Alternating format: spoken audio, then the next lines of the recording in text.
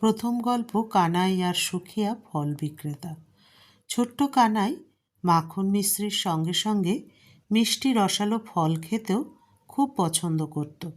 সুখিয়া ফলওয়ালি প্রতিদিন গোকুলের গলিতে ফল বিক্রি করতে বের হতো। একদিন সে তার ফল ভরা ঝুড়ি নিয়ে কৃষ্ণের দরজায় পৌঁছালো। ক্লান্ত হয়ে সে সেখানে বসে পড়ল এবং বলল, সকাল থেকে সন্ধে হয়ে গেল, আমার একটাও ফল বিক্রি হলো না। ঘরে এক মুঠো শস্যও নেই। হে ভগবান, আমাকে সাহায্য করো। কানাই ঠিক সেখানেই খেলছিল। সুখিয়ার কথা শুনে কানাই তার কাছে গিয়ে বলল, মা, আমাকেও তো একটু এই মিষ্টি ফল খাইয়ে দাও, খুব জোরে খিদে লেগেছে। আমি তো ফল দেবই, কিন্তু তোমাকে দাম দিতে হবে। এই সব ফলের বদলে তোমাকে আমায় কিছু দিতে হবে।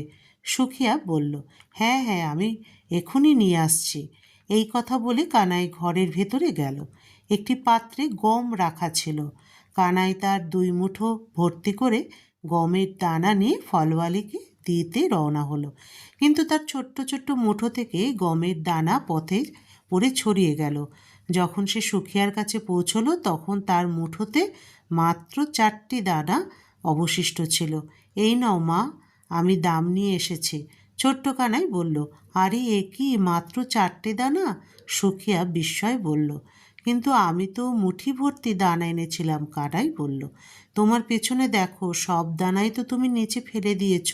আচ্ছা, সমস্যা নেই, এই নাও, তুমি সব ফলই নিয়ে যাও। সুখিয়া ফলওয়ালি বলল। সুখিয়া বুঝতে পারল যে কানাইয়ের খিদে মেটানোই সবচেয়ে জরুরি, যদিও তার বদলে সে কিছুই পাচ্ছিল না। তাই সে তার সব ফল কানাইকে দিয়ে দিল। বাড়ি পৌঁছে সে দেখল তার পুরো ঝুড়ি হিরে মুক্তোতে ভরা। সুখিয়া মনে মনে কানাইকে ধন্যবাদ জানালো। কিভাবে সুখিয়া ফলওয়ালি নিঃস্বার্থভাবে, হঠাৎ কোনো প্রত্যাশা ছাড়াই তার সব ফল কানাইকে দিয়ে দিয়েছিল। আমাদেরও ঠিক এইভাবে কোনো ফলের আশা না করে পুরো সততার সঙ্গে আমাদের কাজ করা উচিত। দ্বিতীয় গল্প, সাধু বাবার দূরদর্শিতা। এক সাধু বাবার আশ্রমে 30 জন সেবক থাকত। একদিন নিধিরাম নামে এক সেবক গুরুজির সামনে প্রার্থনা করে বলল, গুরুজি, আমার বোনের বিয়ে আর 1 মাস পর, তাই আমি 10 দিনের জন্য সেখানে যেতে চাই। অনুগ্রহ করে অনুমতি দিন। আপনি যদি সঙ্গে চলেন তবে তো খুবই ভালো হয়। গুরুজি বললেন, বাবা, সময় সব বলে দেবে আমি যেতে পারবো কি না। তা না হলে তোমাকে তো আমি যেতে দেবই। নিধিরাম মাঝে মাঝে ইশারা করছিল যে গুরুজি যেন কোনোভাবে তাকে সাহায্য করেন। অবশেষে সেই দিন কাছাকাছি এসে গেল। সেবক বলল, গুরুজি, আমি কাল সকালে রওনা হব। গুরুজি বললেন, ঠিক আছে বাবা।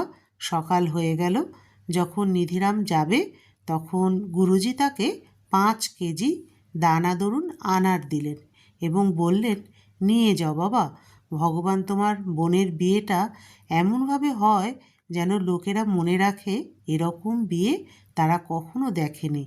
নিধিরামের সঙ্গে গুরুজি আরও 2 জন সেবক পাঠিয়ে দিলেন এবং বললেন, যাও, তোমরা বিয়েটা ভালোভাবে সম্পন্ন করে ফিরে এসো।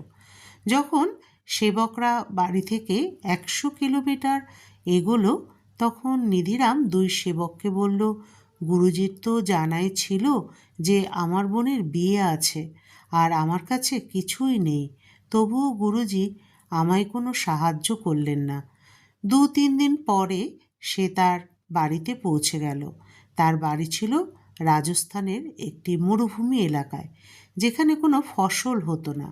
এদিকে সেই অঞ্চলের রাজার মেয়ে অসুস্থ হয়ে পড়েছিল।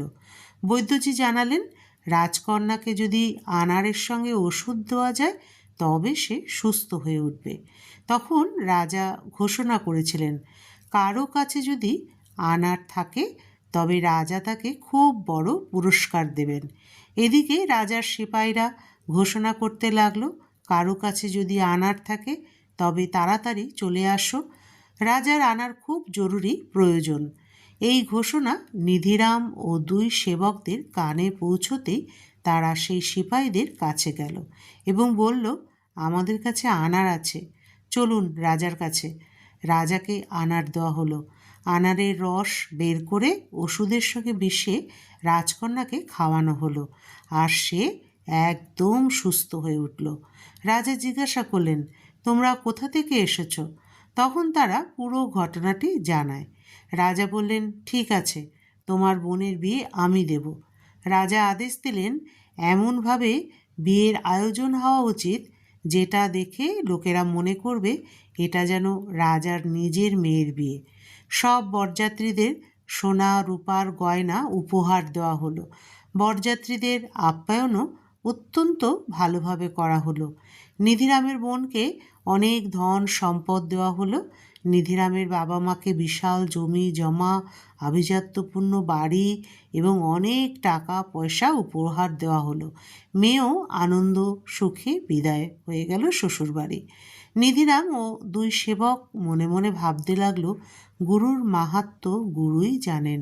আমরা তো গুরুজিকে নিয়ে কত কী ভুল ভাবছিলাম। গুরুজির বাক্য ছিল, যাও বাবা, তোমার বোনের বিয়ে এমন হবে যে পৃথিবী দেখে অবাক হবে। সাধু সন্তের বাক্য সর্বদাই সত্য হয়। সাধু ঋষির বাক্যের মধ্যে অসীম শক্তি থাকে, কিন্তু আমরা তা বুঝতে পারি না। তারা যে কথাই উচ্চারণ করেন তা সত্যে পরিণত হয়।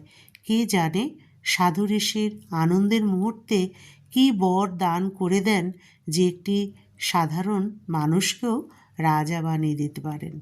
গল্পের সমাপ্তি এখানেই। আবার দেখা হবে পরবর্তী গল্পের সাথে।